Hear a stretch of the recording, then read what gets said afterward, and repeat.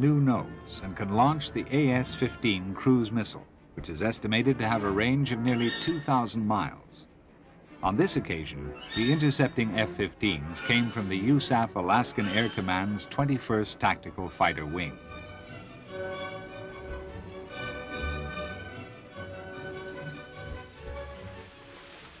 Admiral Kakimov said, "There is no hard or easy road for the Russian sailor, only the road of glory." Since the late Admiral Gorshkov came to power in 1955, the once unimportant Soviet Navy has become a mighty and powerful blue water force which flexes its muscles all over the world.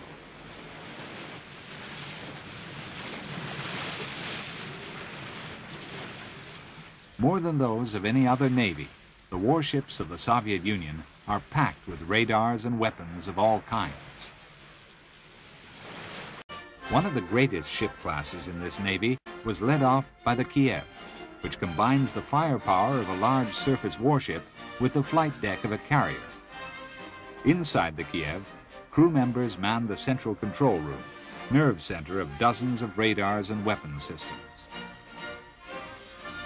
Meanwhile, pilots of the AVMF, the Naval Air Force, walk out to their Yak-38 jump jets. These versatile machines can act as fighters, attack, or reconnaissance aircraft. They extend the range of the fleet beyond even that possible with its multitude of guns, rockets, and guided missiles.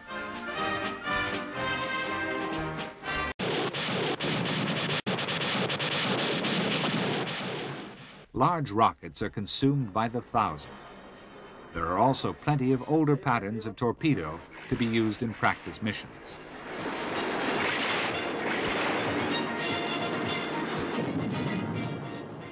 Biggest weapon of all are the rocket turbojet and ramjet-powered cruise missiles, most of which can blow a ship clean out of the water.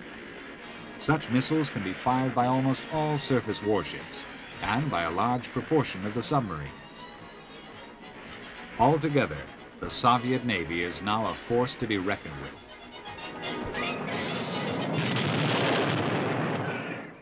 Yet another change of scene brings us to the land battlefield. Mi-8 assault helicopters are engaged in an exercise. Each carry 30 passengers, or usually 24 armed troops, or light vehicles driven in through full-width rear doors. No other helicopter of such size and power has been made anywhere in such numbers. There are over 10,000. To avoid landing, the helicopter often puts down an abseil rope. Then the assault force get down to the attack, and Soviet exercises are nothing if not realistic.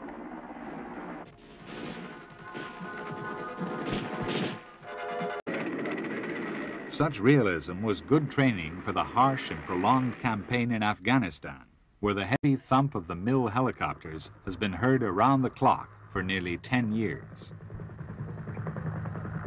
Mi-8s and gunship Mi-24s have worked together in large numbers to try to crush the Mujahideen tribesmen, often inserting Soviet special forces into rebel-held areas.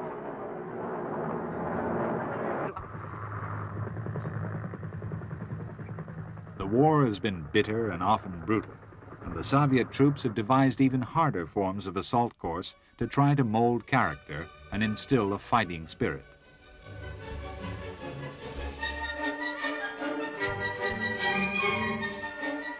The Afghan campaign has swallowed up vast quantities of Soviet troops, armor, and helicopters. Rightly has it been called the Soviet Vietnam. BMP and BMD personnel carriers deploy troops. And overhead, the gunship helicopters keep the enemy's heads firmly down. Best of these air weapons has been the tough and versatile Mi-24, which carries powerful guns, rockets, guided missiles, assault troops, and all the sensors needed to fight by day or night.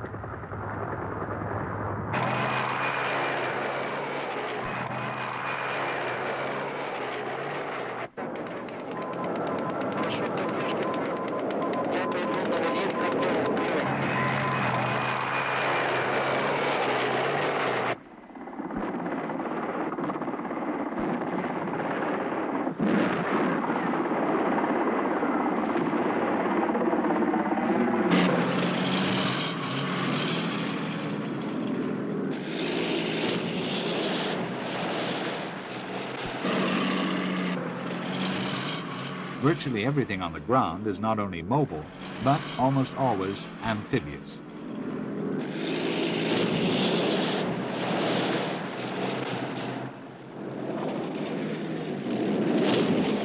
Speed of maneuver and concentration is central to Soviet tactics.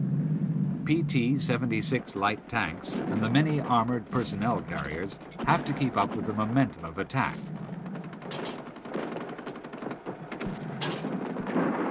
The attack helicopters are always present.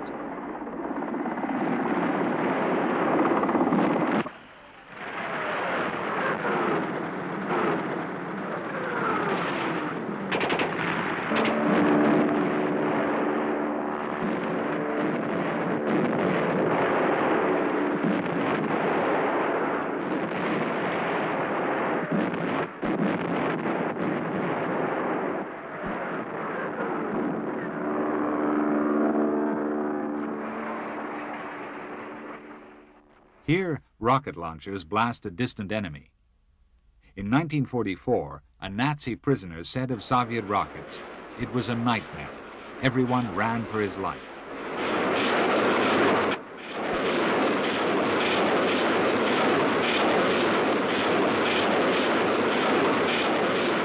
Those launchers could ripple away 16 rockets. Today's launchers fire 40, and with much higher accuracy.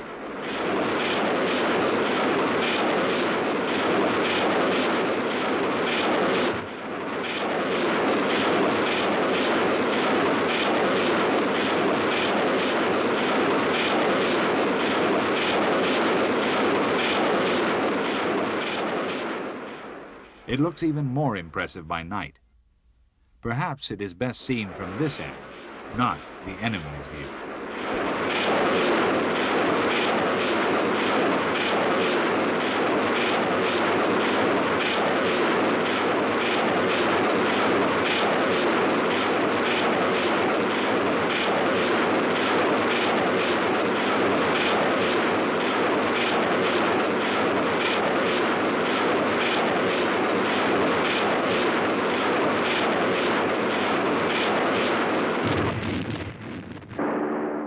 Today, the Mi-24 is widely regarded in the Soviet Union as master of the battlefield.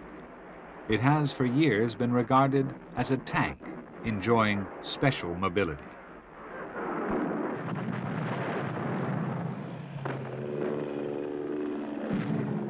Here they collaborate with MiG-27s, Su-7s, and even MiG-25 interceptors, while MiG-21s fire giant 240mm rockets.